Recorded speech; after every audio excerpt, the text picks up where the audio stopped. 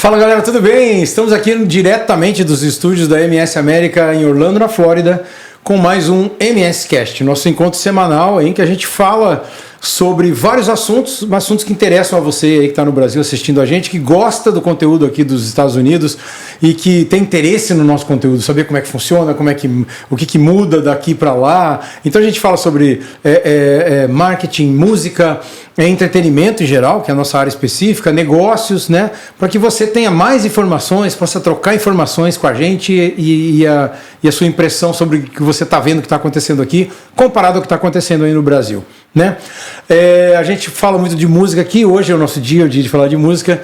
Na minha cabeça, a primeira pergunta que eu já tenho para ele, existe uma discussão severa hoje, verdadeira eu acho, sobre música, o que é boa música brasileira. O Brasil tem uma boa música, tem uma ótima música, né? Onde ela está? Onde está a boa música brasileira? Né? A música brasileira se perdeu um pouco. A gente discutiu um pouco isso. Eu trouxe um dos grandes representantes da boa música brasileira, e vocês vão entender assim que eu disser quem é meu convidado de hoje, Celinho do Fat Family.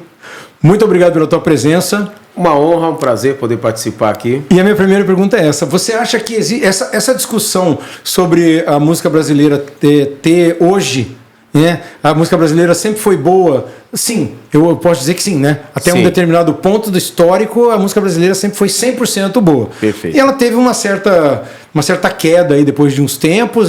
Nem vamos falar nome de ninguém, porque não vem ao caso. Mas eu acho que isso tem uma implicação cultural, uma implicação, né, histórica mesmo, e de mensagem principalmente. Você concorda com isso? Boa tarde, boa noite, bom dia, você que está assistindo. Eu sou o Celinho, fui integrante do grupo Fat Family durante 25, 26 anos. E agora eu estou morando aqui na Flórida, Orlando. E continuo apaixonado pela música, apaixonado pelo grupo Fat Family. Eu falo que eu não sou integrante de fato, exercendo a participação no grupo. Mas eu sou integrante do Fat Family de coração. Nunca deixa de ser Fat Family. E a música brasileira é uma música que ela é, não só para mim, mas eu acredito que para nós brasileiros, ela é uma referência mundial. Verdade. A música brasileira. Só que se a gente for fazer uma retrospectiva daquilo que a gente teve da música brasileira, aquilo que foi construindo essa história para os tempos de hoje, você vê que o mundo já não ouve mais a música brasileira. Então Concordo. A gente partiu do MPB, tem o sertanejo, que ele faz parte desse MPB, no meu ponto de vista, porque é música popular brasileira. É do interior? Não é só do interior. É de qualquer lugar a música sertaneja. Assim como o MPB também é de qualquer lugar. Então, essa música que construiu essa história, que se propagou em muitas partes do mundo, incluindo Estados Unidos. O americano ele é apaixonado pelo MPB. É verdade.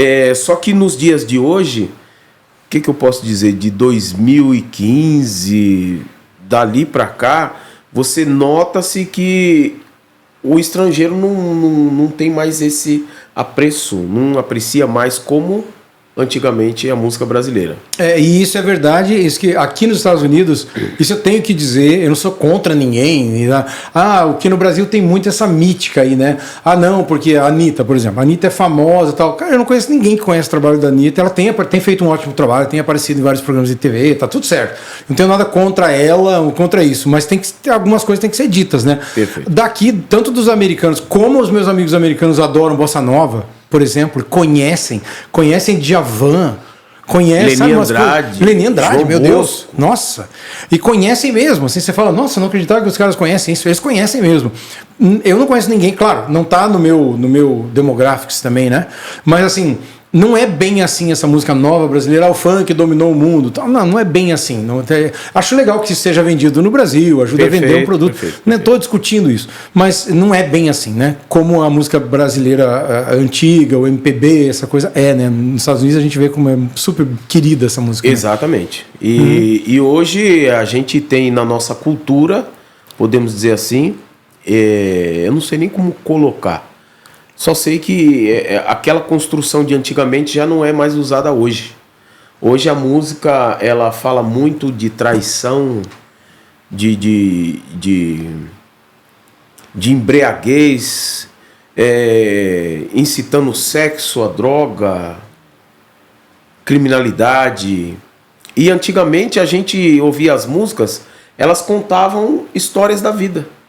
Você acha então que pior que a música em si mesmo, a mensagem então tá, na minha visão pessoal, a mensagem sim, tá 10 vezes pior, mas você acha que a mensagem talvez seja o pior fator da música brasileira hoje, nem tanto a música? Acredito que sim. Eu acredito que sim.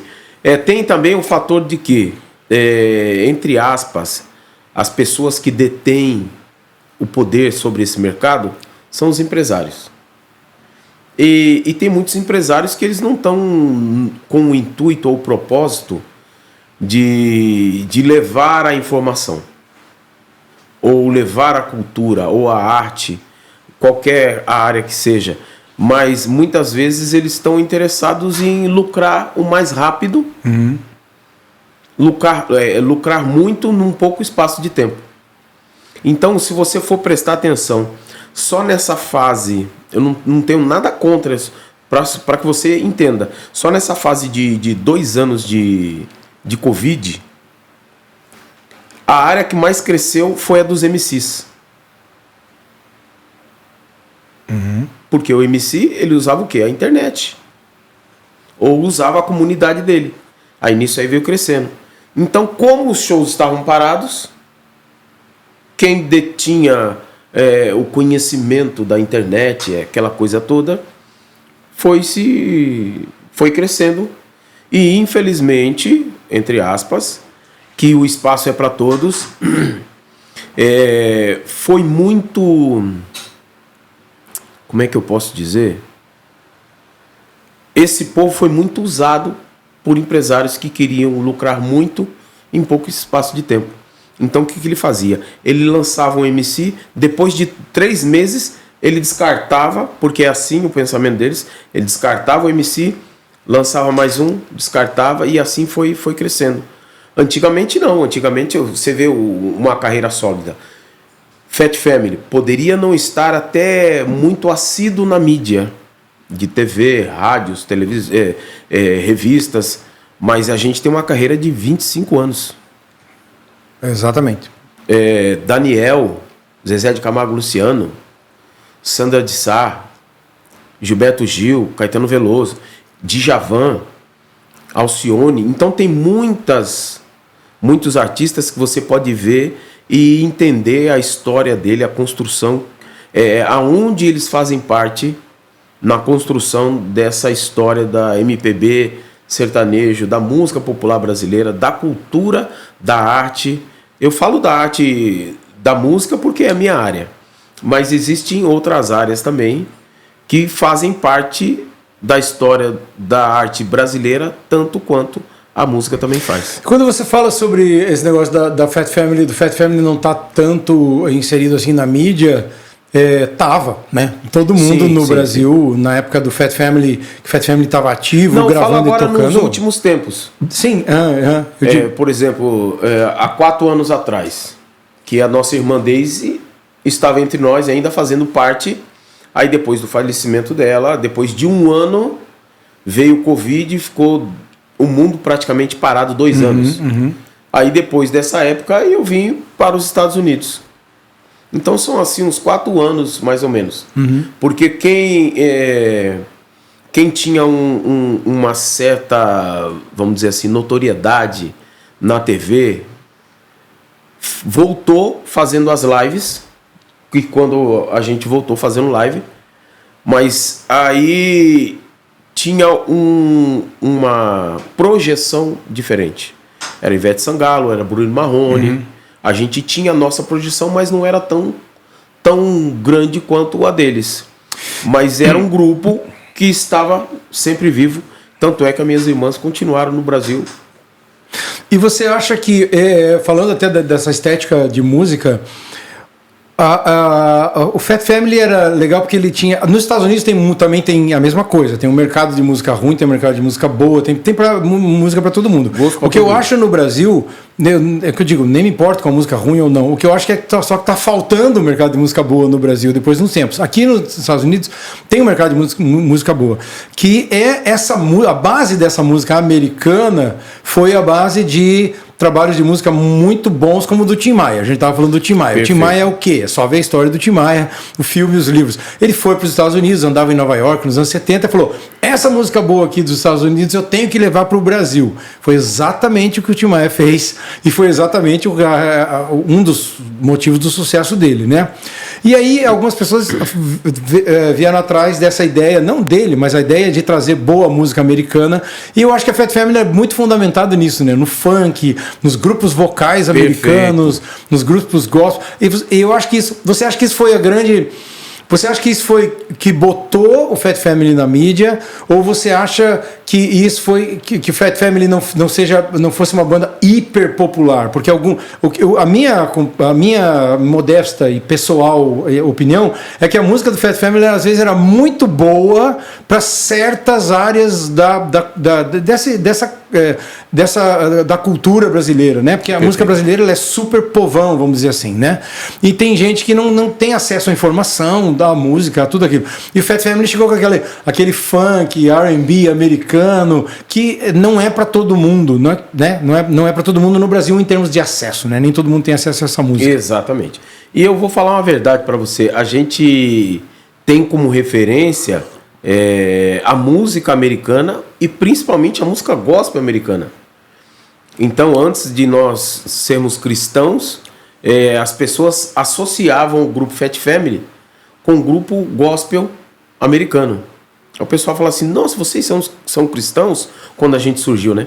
A gente falava, não, nós não somos cristãos, mas a gente gosta da música cristã americana, que é a música gospel americana. E quando a gente surgiu, que o pessoal via aquele monte de gente, que é um monte de gente, 8 pessoas cantando, vocalizando e como se fosse um coral, e foi mais ou menos, se eu não me engano, veio um pouco depois aquele filme Mudança de Hábito. Então o pessoal associava a gente ao grupo gospel americano, porque eles assistiam aquele filme lá, falavam assim, cara, vocês parecem aquele grupo lá, não sei das quantas. E não tinha nada a ver, a gente não era cristão, mas a música americana gospel, ela sempre foi referência pra gente e sempre foi influência. E a gente comentou em off aqui, antes da gente começar a falar na frente da câmera, uma coisa que me chamou muita atenção, que é verdade mesmo. Não tinha existido um produto como o Fat Family até então. Não existiu durante a existência em que a Fat Family estava ativo na mídia. E não existiu depois, né? Depois dessa época da Fat Family, nunca mais teve alguma coisa igual. Por que você acha isso? Porque normalmente quando uma banda faz sucesso, e Fat Family foi um sucesso inegável, é comum outras bandas numa linha similar entrar também no mercado, como aconteceram as boy bands no Brasil, o Rouge, na época do Rouge também, você vai tendo essa experiência. Por que você acha? Foi porque a Fat Family era um produto exclusivo assim mesmo? Porque eram todos da mesma família e todo mundo cantava? Eu acho que não tinha famílias assim com tantos irmãos reunidos assim, e eu louvo a Deus por isso, que é um talento que foi derramado na família. Você acha que essa exclusividade do produto, assim, serem todos irmãos, todo mundo cantando, todo mundo não sei o que determinou que essa atenção fosse chamada para Fat Family? Que eu acredito que essa atenção foi chamada para Fat Family porque não existia um produto igual. Quando a gente ouviu, todo mundo falou assim, nossa, mas o que é isso? Eu não sabia que tinha isso no Brasil. E o interessante de tudo isso é que a gente fazia muita apresentação em festa de rodeio. E o pessoal olhava assim e falava assim, cara, tipo, não é o que vocês estão fazendo aqui, mas black music numa festa de rodeio. Aí quando a gente começava a cantar, todo o povo começava a cantar. Aí os caras entendiam, falavam, caramba, porque não era somente relacionado a um ritmo em específico. Era relacionado à família. Porque o Fat Family a gente representava a família. E não somente um ritmo em específico, que era o black music, soul music. Então o pessoal, eles abraçavam mesmo porque interior, o sertanejo principalmente, eles conduzem na frente da música deles é o espírito de família. Nós estamos juntos, cada um tem o seu valor na família e cada um é importante para que o todo da família seja privilegiado. E eu acredito que essa é a essência do grupo Fat Family. E como é que era a resposta? Isso que você falou é muito legal, porque assim, aí a gente fala da magia da música mesmo, né? Como não tem nada a ver, o estilo é importante para você se posicionar como produto, como artista, mas no final, se você tem uma música boa, é o que eu falo dos parques aqui em Orlando, aqui na Flórida, tem alguns momentos, eu tenho um amigo que vem aqui que toca numa banda africana, de música africana, é fantástico. Você vai ver o show, músicas, obviamente você não tem acesso a esse tipo de música, músicas que você nunca ouviu na sua vida, mas é muito bom, né? E eu acho que esse fator é que determina que, por exemplo, uma banda como a Fat Family fizesse sucesso numa festa de rodeio. Perfeito. Porque no final das contas não importa se a sua música é boa e ela é alegre, a mensagem é positiva, a energia é boa, ela vai funcionar. A gente focava no propósito, porque pra gente o grupo Fat Family nunca foi um grupo. O que a gente carregava era uma mensagem. Uhum. E essa mensagem, a família era o fator principal. Porque a gente via muitas famílias destruídas e depois da apresentação a gente recebia as pessoas no camarim e as pessoas falavam: nossa, a família de vocês é tão linda, tão unida. Mas eu digo para vocês, ela nunca deixou de ter problemas como qualquer outra família. Claro. A única diferença é que minha mãe, ela sempre nos ensinou. Como a palavra de Deus diz: não deixe o sol se pôr antes de você consertar a ira que você tem com o seu irmão. E minha mãe nunca deixou passar um dia e os irmãos ficar brigados. Aquela história, faz 1 ano que eu não falo com meu irmão, faz 2. Não, com a gente nunca teve isso. Que aconteceu há pouco com o Christian e com o Ralph. Exatamente. Que me chamou mais atenção, eu conheci eles também, o Andinho, que é tecladista do Christian e Ralph, é muito meu amigo, irmão. Então me chamou a atenção, me deixou muito triste, eu achava eles muito bons. O Christian e Ralph eram muito bons. Era uma das duplas mais afinadas. Eles eram muito bons. E o que me chamou mais atenção na morte do Christian não foi só a morte como uma tragédia, que foi uma tristeza, né? Mas foi o Ralph falando. Fazia 4 anos que eu não via o Christian. Olha, isso eu não sabia. Ele foi um dos assuntos da mídia. Daí perguntaram para ele também: por que vocês brigaram? Ele falou: não, cada um estava para um lado, eu estava fazendo show para um lado, ele para outro, e a gente também fazia. E a tristeza do Ralph nas últimas semanas aí, da morte do Christian, foi que eles não se viam há 4 anos. O que, pelo que você está me contando, na tua casa seria inadmissível. Perfeitamente. Quer dizer, eu faz o quê? Faz 2 anos que eu não vejo os meus pais, minhas irmãs. Por quê? Porque eu vim para cá a passeio e ocasionou num visto religioso. Recebi um convite para ser um dos pastores de um ministério chamado Lifehouse, debaixo da direção do nosso apóstolo Léo Fusaro e nossa pastora Gilai Fusaro. Então sou um dos pastores hoje da Lifehouse. Só que o processo que está em andamento, agora em julho fazem 2 anos. Então eu não poderia ir para o Brasil antes de dar entrada em green card, essas coisas todas. Então o tempo que eu tô aqui é o tempo que eu não vejo a minha família, minhas irmãs, meus pais. Tem que trazer elas para cá, porque aqui tem a Disney. Olha aí, tá vendo? Dá para ir nos parques. Agora, você falou uma coisa assim: na época nós éramos uma família, nós não éramos cristãos. Então como é que surgiu essa coisa do gospel? Hoje você é pastor aqui da igreja. Exato. Quando é que isso surgiu, então? Olha, a nossa irmã Daisy, ela era ministrada. O que era ministrada? Ela era evangelizada pelo aquele lutador de Vale Tudo, o Vitor Belfort. Ele que falava de Jesus para minha irmã Daisy. Aí um dia, em um culto, ela entregou a vida para Jesus. E depois de 5 anos que ela tinha se convertido a Cristo, os outros irmãos e a família se converteram. E aí vocês passaram também a fazer música gospel, e isso acabou entrando no coisa? Ou olha, vocês continuaram com a música que a gente chama de secular? Que eu também quero falar um pouco disso também, que a gente tem comentado com os nossos convidados sobre música secular e gospel, né?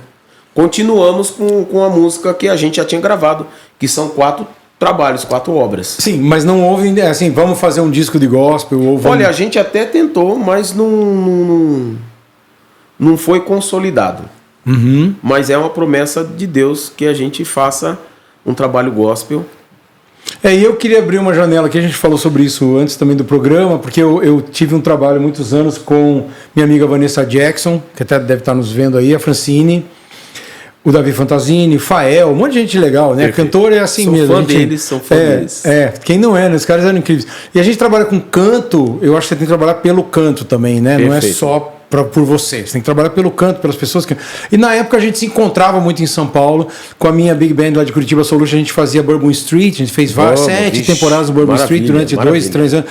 E daí a Vanessa vinha cantar, o Davi vinha cantar, a Francine vinha cantar, todo mundo vinha cantar, Fael vinha cantar. A gente falava, vamos fazer alguma coisa junto, e a gente fez um trabalho junto, uma época, eu, Vanessa, o Davi, para cantar soul music, e no Sul principalmente, onde o meu mercado era bem maior, então eles vinham pro Sul pra gente fazer turnês lá.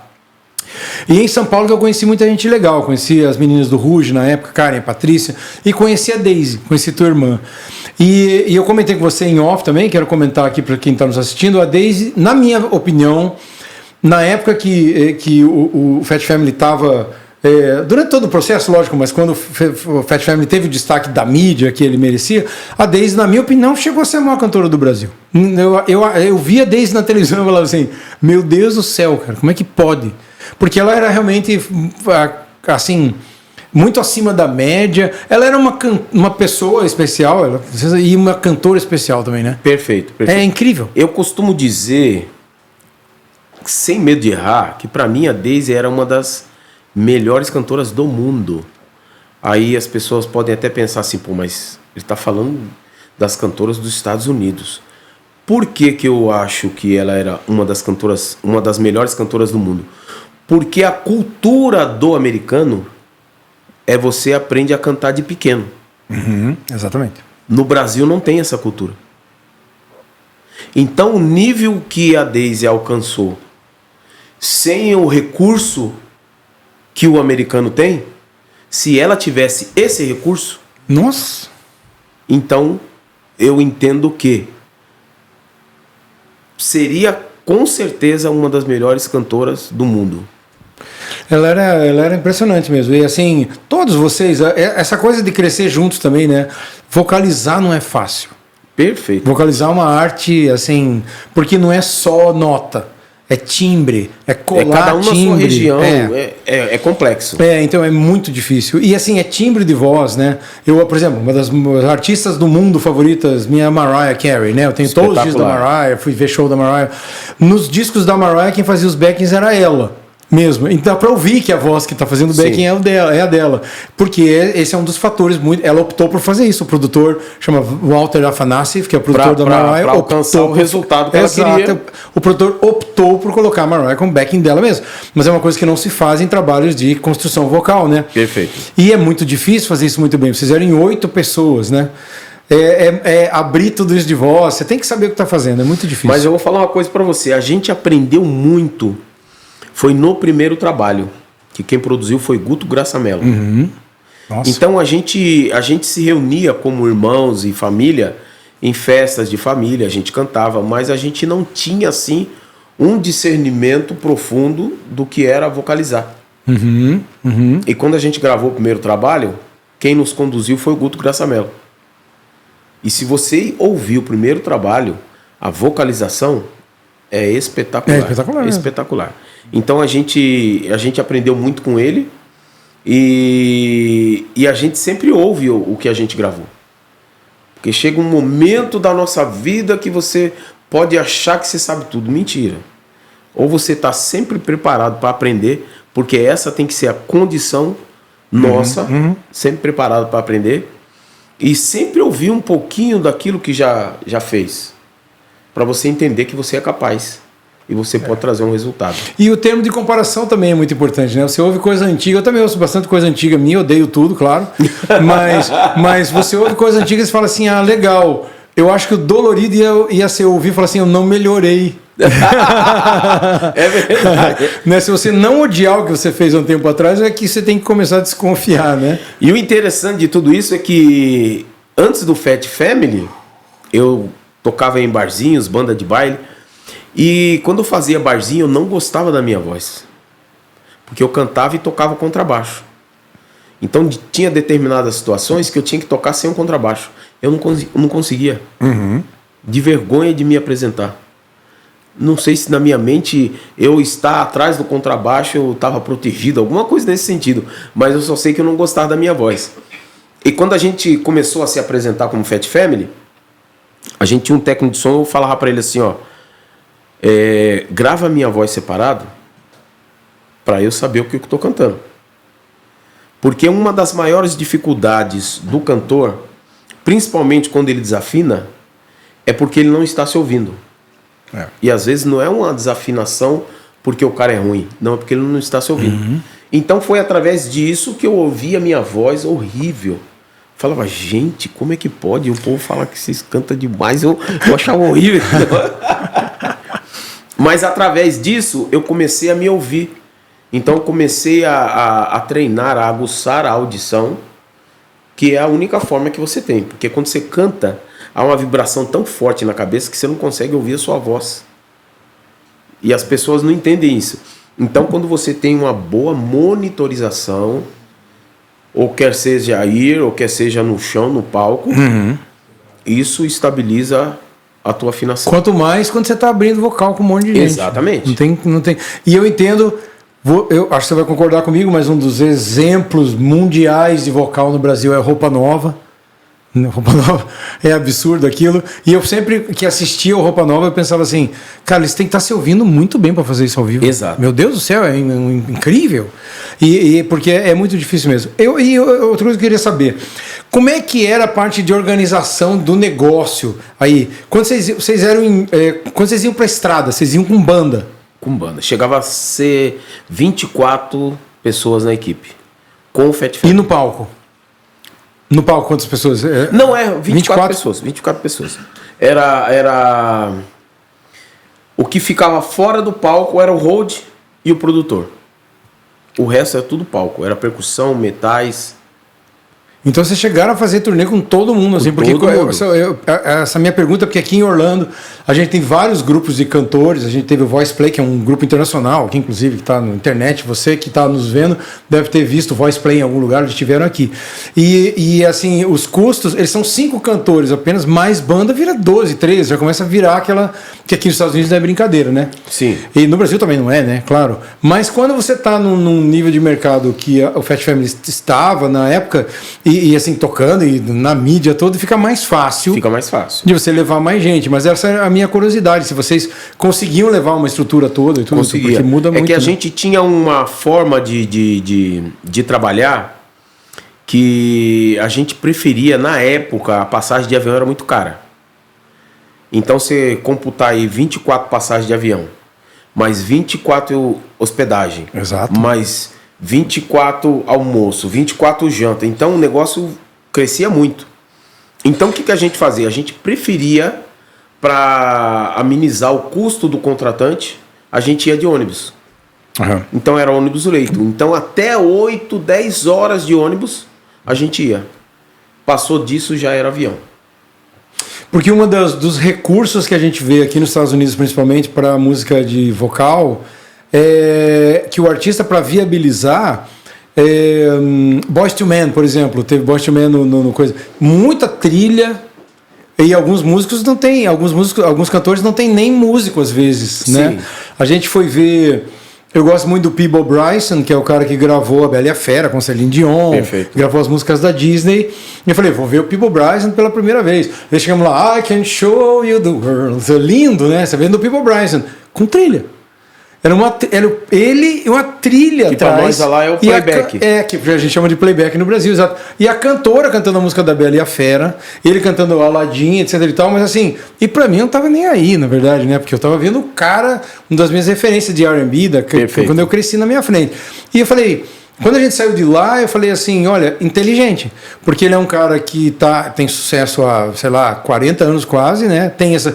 Aqui nos Estados Unidos, você tem a música da Bela e a Fera, a música do Aladdin gravado por você vai morrer no palco trabalhando, porque não tem como dar errado, né? Perfeito. E ele fazendo show no Epcot Center, ou seja, contratado pela Disney, etc e tal, você imagina, vai chegar lá com uma super produção. Não, ele tinha uma banda, obviamente, mas era um quarteto, E trilha a maior parte do tempo, Dependendo do uma formato, cantora. né? Na parte das músicas da Disney, a banda sai do palco e entra uma trilha na cara dura, assim. Eu falei, mas inteligente da parte dele. Porque Sim. ele tá usando os recursos que você tem hoje em dia para usar, que E a a trilha é uma coisa tecnologia te super usada. proporciona isso? Se você não usar isso, você fica naquela do purista, dizendo assim, não, você tem que levar nos que. Funciona até melhor, né? Perfeito. A música que eu faço aqui nos Estados Unidos é clássica, eu dependo de amplificador, depende de válvula, depende de tudo, né?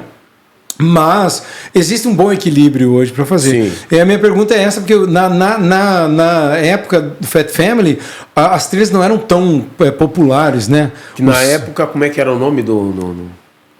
Haddad. Haddad. Na época do Haddad.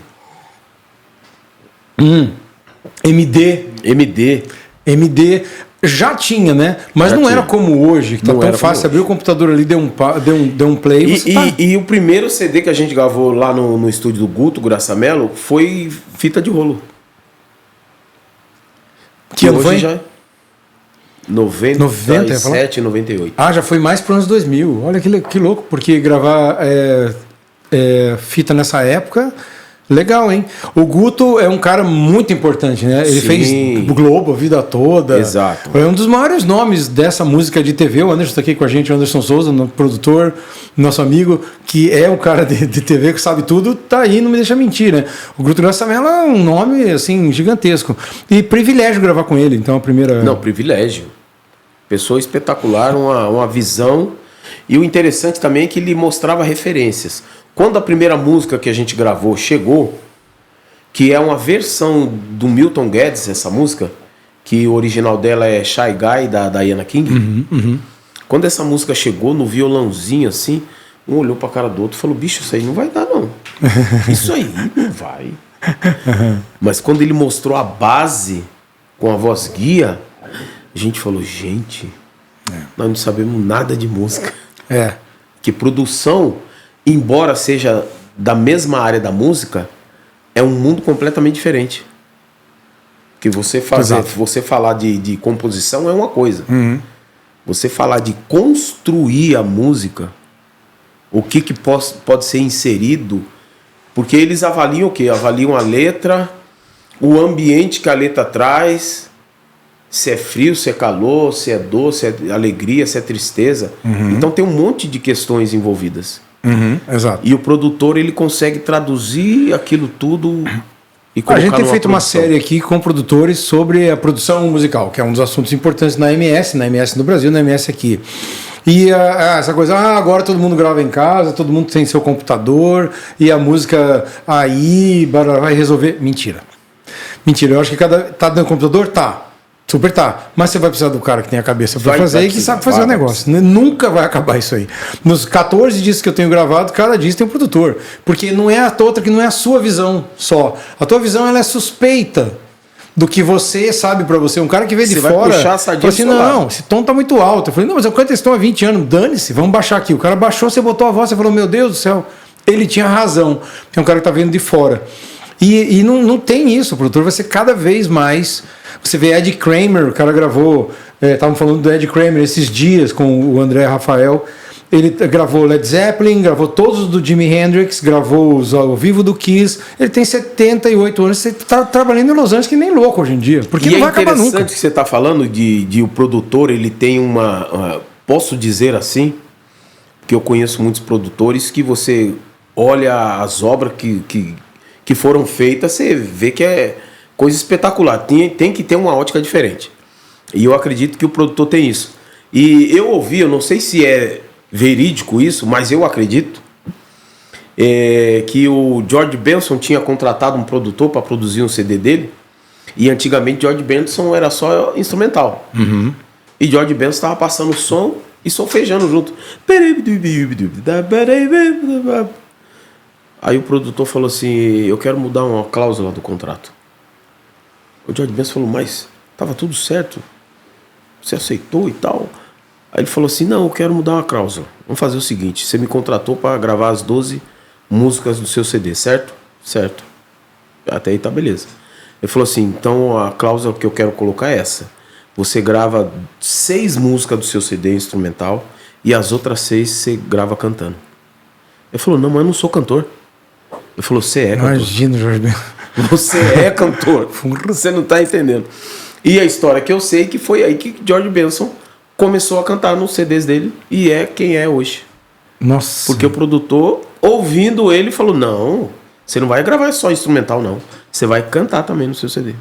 Tanto que On Brother, era um tema instrumental. Exatamente. E uma música que estourou na rádio com ele cantando depois. Perfeito. Mas imagina ele não ser cantor. Imagina o George Benson não ser cantor.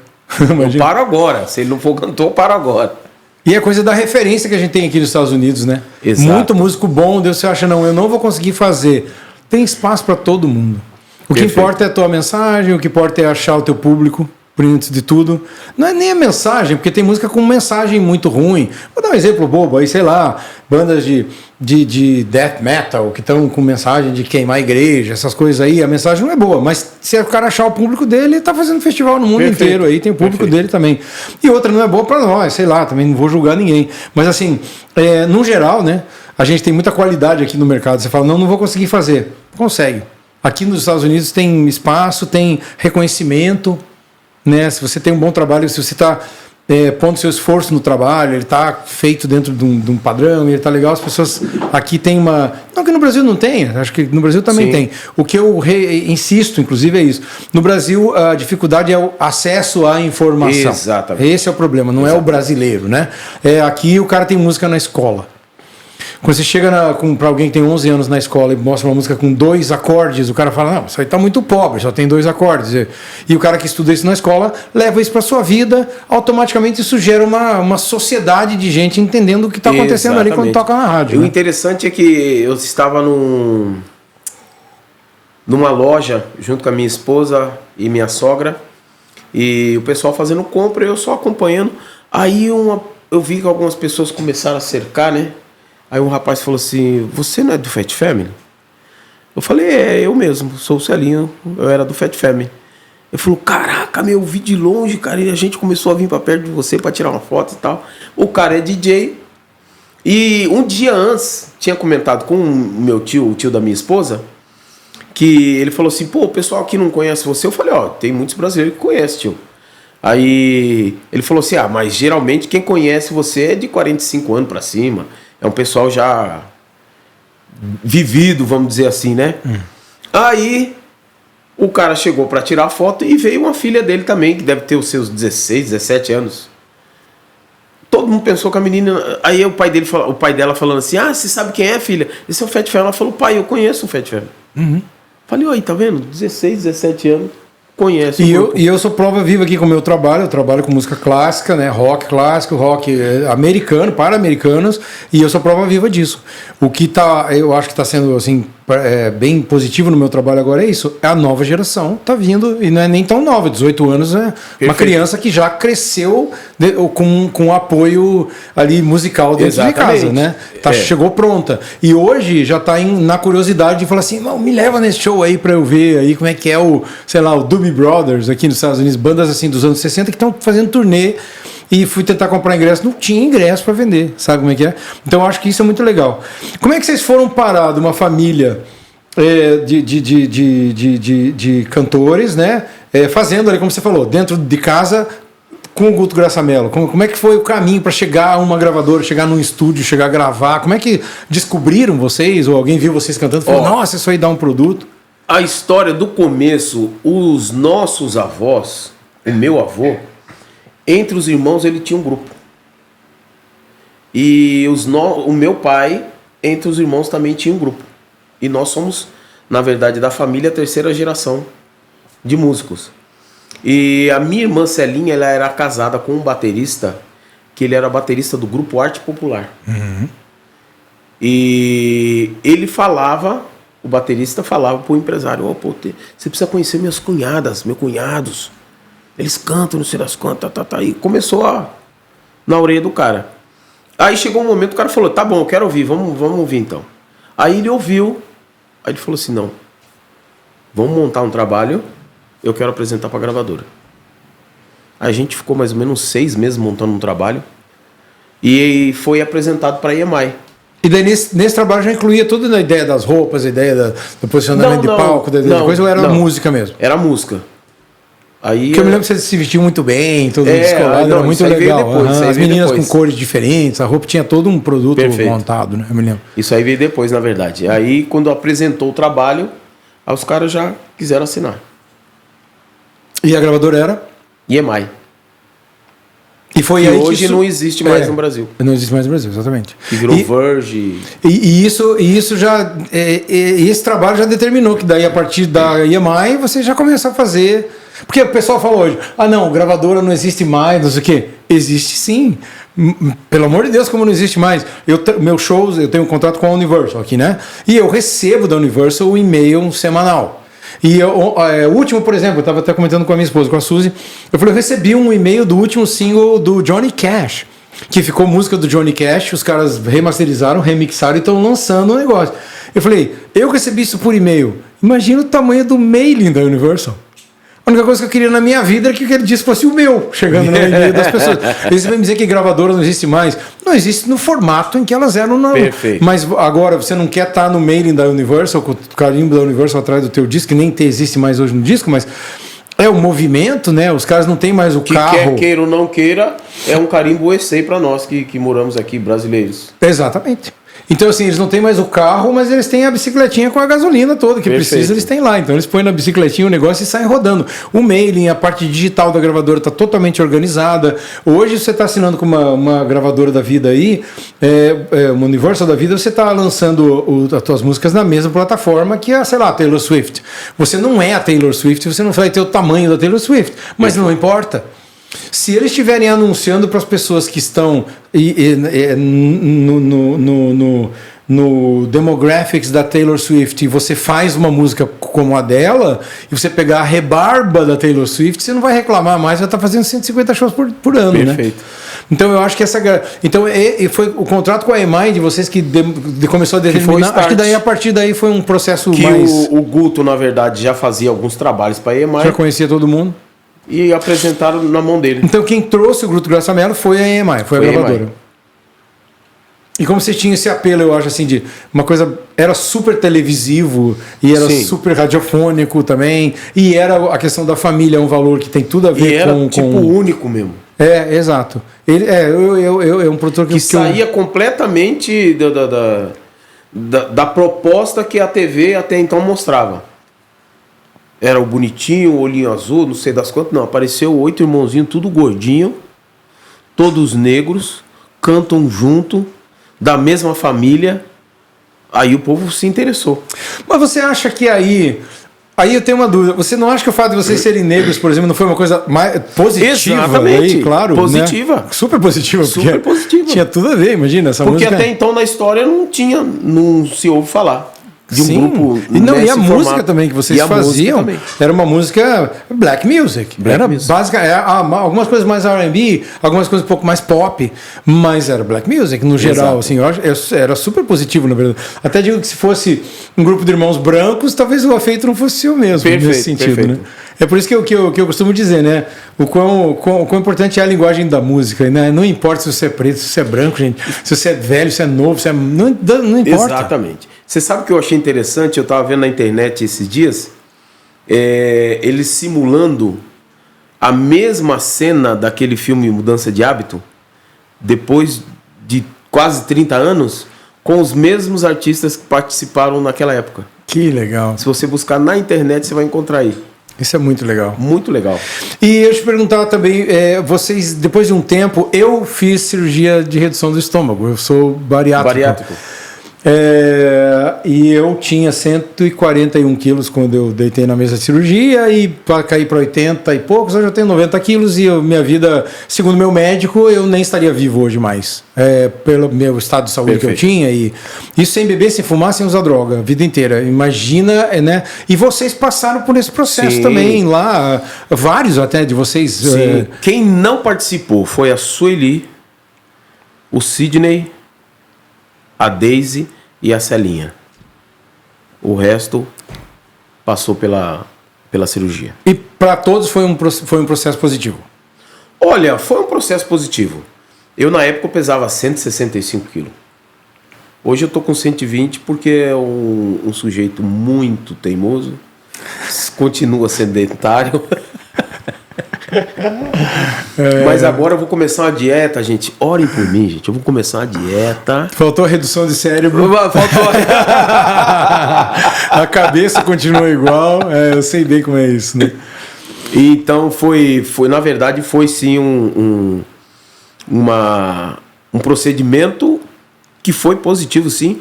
E até na época, depois que a gente fez a cirurgia, que apareceu nas mídias sociais com a notícia e tal, depois já com o corpo mudado, aí teve uma repórter que perguntou assim, porque tem repórter que eles não estão com o propósito de extrair de você a informação para levar para o público.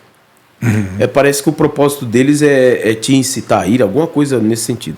Aí a repórter perguntou assim, falou assim, mas não é muita preguiça ou falta de vergonha na cara, não sei o quê, você fazer uma cirurgia para perder peso? Na hora o sentimento verdadeiro, você quer desligar a câmera e dar uma surra, né? Mas na hora eu perguntei para ela assim, o que você acha que é mais preguiçoso? Você fazer uma cirurgia para perder 50 quilos em prol da sua saúde, era 50 quilos ou mais. Ou você fazer um procedimento cirúrgico para perder 3 quilos porque a sua cintura não está bem. Aí ela não fez mais pergunta, ela falou, obrigado. Saiu andando. Eu acho que a cirurgia de redução, né? Quantos anos faz que você fez? Faz 20 anos. O meu também, 20 anos. Essa época, e eu sei exatamente por isso que me chamou a atenção na época também. Eu acho que começou uma discussão saudável nessa época de uma coisa que estávamos certos, porque hoje está em voga, que é o bem-estar da cabeça das pessoas. Exato. Então, para mim foi a mesma coisa. Mas por que você não para de comer? Né? Eu falo, mas se eu conseguisse parar de comer, eu não precisava nem ter ido no médico para fazer uma cirurgia dessa, porque eu não consigo parar de comer. Não consegue parar de comer. Hoje as pessoas entendem isso muito melhor, né? Falei assim, olha, eu não consigo mesmo, um dos problemas que eu tenho, é um dos bloqueios que eu tenho na minha vida, tem a ver com isso, tem a ver com aquilo, faz terapia, vai não sei o quê, etc e tal. Hoje as pessoas entendem mais isso, falam, não, eu não consigo, já cheguei à conclusão que eu não consigo, é uma coisa que eu tenho, então eu vou partir para outra alternativa, eu vou procurar uma cirurgia, então hoje está normalizado isso. Hoje, se fosse hoje, eu não faria cirurgia. Por quê? Porque eu faria uma reeducação alimentar. Mas tem pessoas que não conseguem. E aí eu falando é uma coisa, eu fazendo é outra, porque eu fiz a cirurgia e eu continuo não fazendo a reeducação alimentar. Então por aí você já vê que tem coisa que não vai dar certo. E na época vocês passaram bem, devia ser uma época de palco também, de viagem, de tudo e tal. E eu, por exemplo, durante um período ali da minha vida, eu não consegui sair, né? Teve época que a gente estava fazendo 20 e poucos shows por mês lá também, no evento, etc e tal. Teve uma hora de parar tudo e ficar em casa. Sim. Porque a gente fez por videolaparoscopia, aquela dos furinhos só. Essa aí é a mais grave que tem. Por quê? Porque ela dá a impressão que você já está tudo cicatrizado, está tudo bem. E não é. Porque você está cicatrizado por fora, mas por dentro continua em processo de recuperação. E teu corpo também, ele vai se readaptando. Eu me lembro que eu tinha um show para fazer ali, sei lá, o máximo que eu conseguiria ficar parado era 23 dias, sei lá, 26 dias, exatamente. Falei, vamos nessa. Primeiro show, eu me lembro que eu entrei, o primeiro agudo que eu dei, eu vi o teatro fazer assim, ó. Porque eu tava completamente zonzo, não tinha força para nada. Exato. Não tinha força para nada. E vocês conseguiram passar bem por essa fase? Não chegaram a ter alguma história ruim assim de estrada, de ter que sair de palco, parar, alguma coisa assim? Não. E falando em histórias ruins de palco, quais são as tuas favoritas? Você já passou por muito show legal, muita coisa legal, muito programa de TV legal. A favorita, sem hipocrisia, sem demagogia. A gente estava conversando aqui nos bastidores em relação, falando a respeito de música, os propósitos da música, o instrumento que a música é e a abrangência que ela tem em áreas distintas. E uma delas que a gente estava conversando é usar a música para tratamento de síndrome de Down. Síndrome de Down não, de...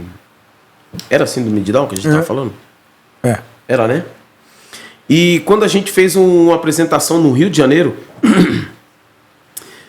a gente conheceu uma fã nossa que a gente chama ela de Estrelinha do FET. Ela tem síndrome de Down.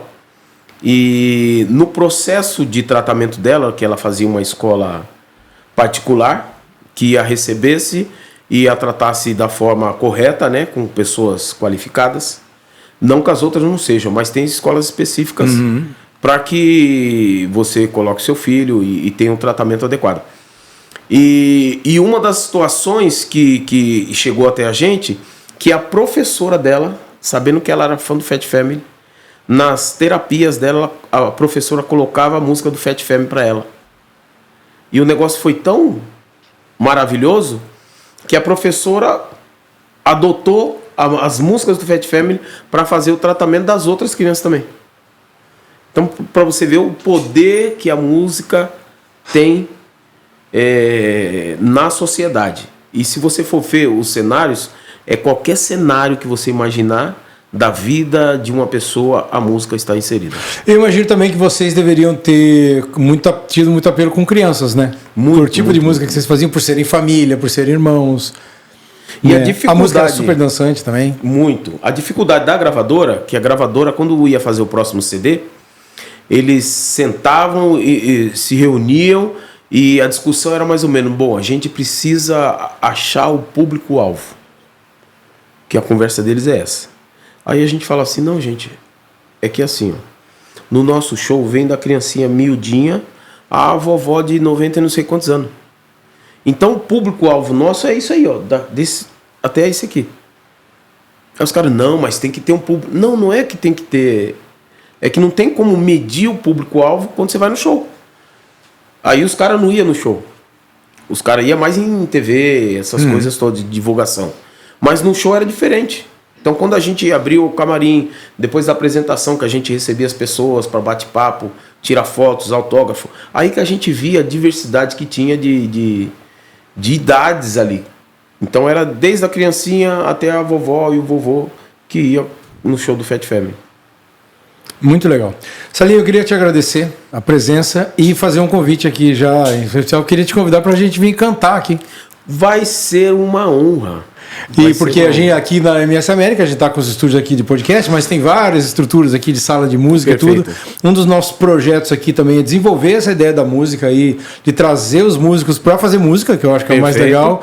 E seria uma honra para nós também receber você aqui, um dos primeiros aqui. A gente não ainda começou esse projeto, mas quando começar eu queria ter a honra de ter você aqui com a gente. Já está aceito o convite e eu quero agradecer pelo carinho, pelo respeito, pela oportunidade de falar não só da música brasileira, mas falar da nossa história, não só de Fat Family, mas como a história da música em si, que faz parte da nossa vida e ela se propaga, pode ter certeza disso, em todos os lugares do mundo. A música brasileira, ela é bem-vinda. Para o pessoal te achar, te seguir. Celinho Fat Family, que é o Instagram. E entrando no Instagram, você entra no Face também. Facebook. Tá bom, muito obrigado. Okay. Muito obrigado. E nós estaremos aqui todas as sextas-feiras, nosso encontro semanal, né, aqui direto dos estúdios da MS América, aqui em Orlando, na Flórida. E logo com novidades em todas essas áreas aí. A gente teve o prazer de falar com o Célio aqui sobre música, mas a gente também vai falar sobre marketing na música. Perfeito. Né? Eu costumo dizer assim, music, business and music business. Okay? Vejo vocês. Posso deixar só o endereço da igreja, claro, onde eu sou um dos pastores, é Lifehouse Church, na 5451 da International Drive, aqui em Orlando. Espero você. Se você vier a Orlando passear, você que está nos assistindo aí no Brasil, se vier Orlando, bom, vai entrar em contato com a gente, por favor, antes de vir, mas a gente te leva lá, né? Muito obrigado, até semana que vem. Um abraço, tchau.